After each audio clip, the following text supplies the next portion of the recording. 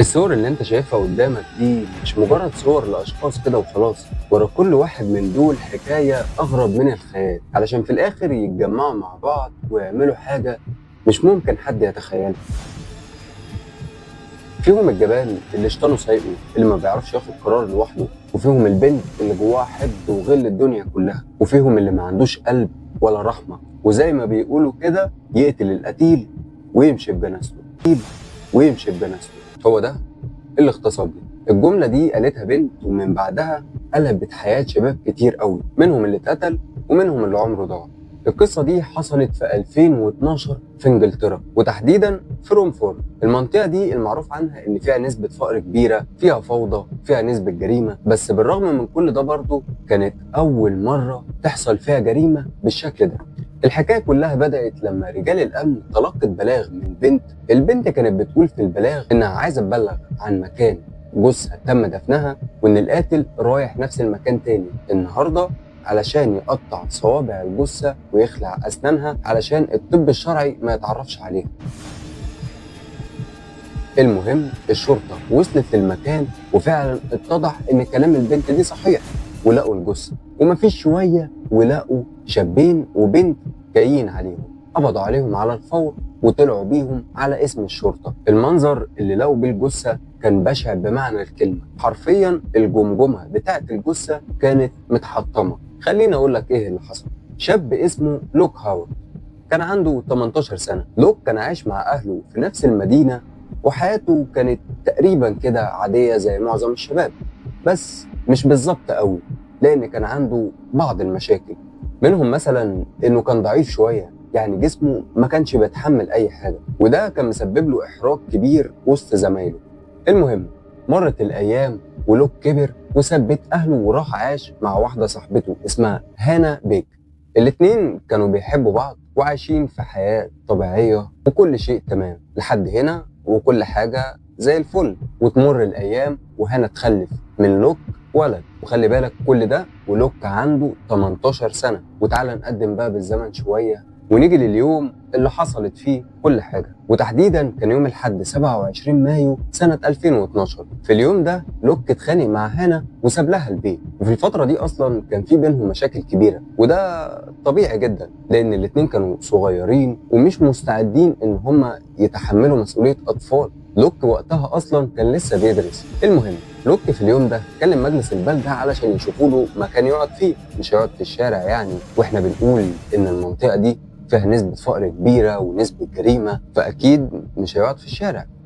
بس يا ريته كان قاعد في الشارع. المجلس شافوا له مكان بالفعل وطلع عليه. كان بيت كبير مكون من 7 غرف، وكان فيه شباب كتير برضو كانوا زي لوك كده ما عندهمش مكان يقعدوا فيه، وكانوا قاعدين في البيت ده. ومن ضمن الأشخاص اللي كانوا موجودين في البيت ده شاب اسمه جيمس دامبي وكان عنده 27 سنة، وشاب تاني اسمه توني وعنده 30 سنة. وطبعا كان في كذا حد يعني موجود في البيت، ولكن ملهمش دور معانا في القصة، فخلينا نركز على الاتنين دول دلوقتي.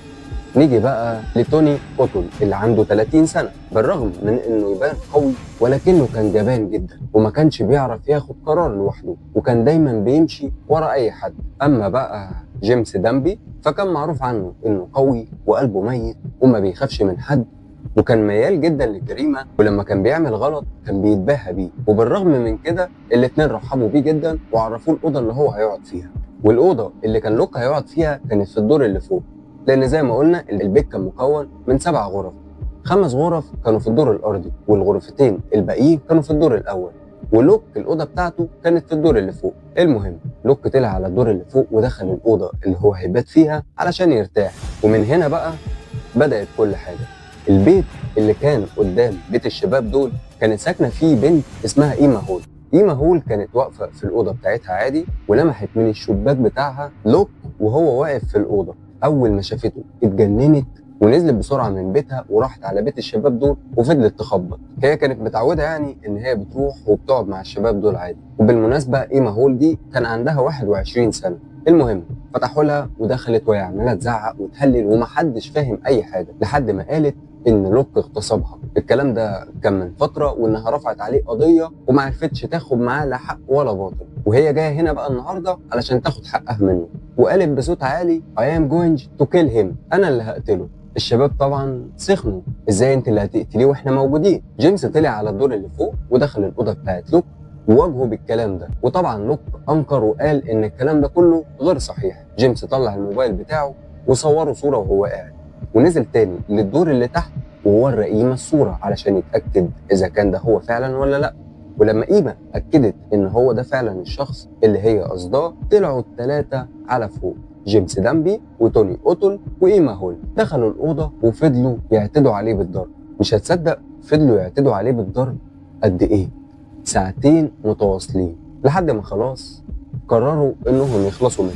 إيما نزلت من البيت وراحت جابت عربية ورجعت تاني بسرعة، وخدوه هما الثلاثة واتحركوا بيه. راحوا بيه على منطقة اسمها الترعة، منطقة كده فيها زرع وفيها بركة صغيرة مليانة مية. رموه على الأرض في المكان ده وفضلوا برضه يضربوا فيه. ولوك وقتها كان خلاص مش قادر إن هو يقاوم ولا يعمل أي حاجة. الكل كان مستغرب من اللي بيعمله جيمس دامبي، كان بيضرب في لوك وهو عمال يضحك بشكل هستيري. وفي الآخر بقى إيه اللي تم؟ جيمس كان موقع لوك على الأرض وعمال يضربه برجليه في راسه أكتر من 20 ضربة لحد ما لوك راسه انفجرت. وده على حسب وصفهم هم وعلى حسب برضه وصف الطب الشرعي. وبعدها دفنوه في نفس المكان وركبوا العربية ورجعوا تاني البيت ولا كأن أي حاجة حصلت.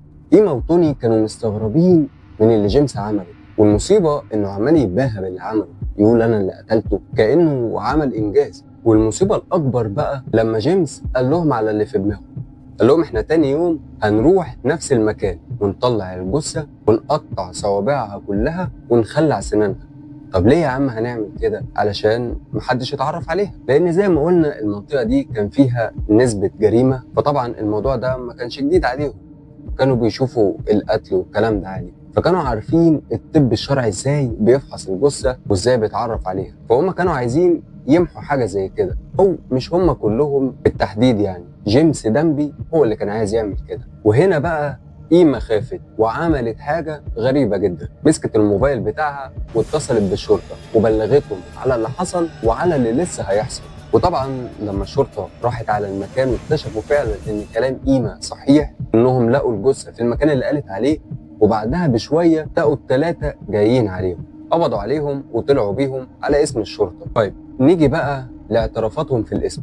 جيمس دامبي قال انه عمل كده وقتل لوك بالطريقه الفظيعه دي لانه اغتصب إيما وان هو كان بياخد حقها. توني قال انه عمل كده عشان كان خايف من جيمس. اما بقى إيما، الكلام اللي هي قالته غير القضيه كلها. إيما قالت ان كل اللي حصل ده اصلا كان من دماغها هي وما كانش صحيح. الله، يعني ايه؟ يعني كل ده كان مش حقيقي؟ خليني اعرفك. إيما كان عندها واحده صاحبتها دي من فترة كبيرة اتهمت لوك ان هو اعتدى عليها ورفعت عليه قضية، ولكن الشرطة تأكدوا ان الكلام ده غير صحيح وان لوك بريء وان هو ما اعتداش عليها ولا حاجة، فبالتالي ما عرفتش تعمل معاه حاجة. ما تعرفش بقى صاحبتها دي عملت كده ليه، كانت عايزة تأذيه، كانت بتحبه وهو كان رافض. خلينا في المهم، بما ان صاحبتها دي كانت مقربه ليها جدا، فطبعا كانت حكيه لها على اللي حصل، بس كانت مفهماها ان لوك فعلا اعتدى عليها وان هي كلامها صحيح، لحد ما إيما شافت لوك وهو واقف قدامها في بيت الشباب اصدقائها. فهنا قالت بس دي فرصتي وجت لحد عندي علشان اخد حق صاحبتي. علشان كده لما دخلت البيت قالت ان لوك اغتصبها هي مش صاحبتها علشان الشباب يوافقوا يساعدوها، والخطه بتاعتها فعلا نجحت وهم وافقوا يساعدوها، او جيمس اجبرهم على كده لما بدأ هو الاول. يعني في النهايه لوك كان بريء وكان ضحيه، وكل اللي حصل له ده حصل له في يوم واحد، اليوم اللي ساب فيه بيت هانا بناء على بيت جديد كانت بدايه هلاكه. نيجي بقى للحكم عليهم. جيمس دامبي وتوني أوتل وإيما هول الثلاثه اتحكم عليهم بالسجن مدى الحياه. قضيه وجريمه غريبه بجد. من وجهه نظرك مين اكتر حد غلطان في القصه دي؟ وهل الحكم ده مناسب ولا كانوا يستاهلوا حكم اكبر؟ خلونا نناقش ده مع بعض.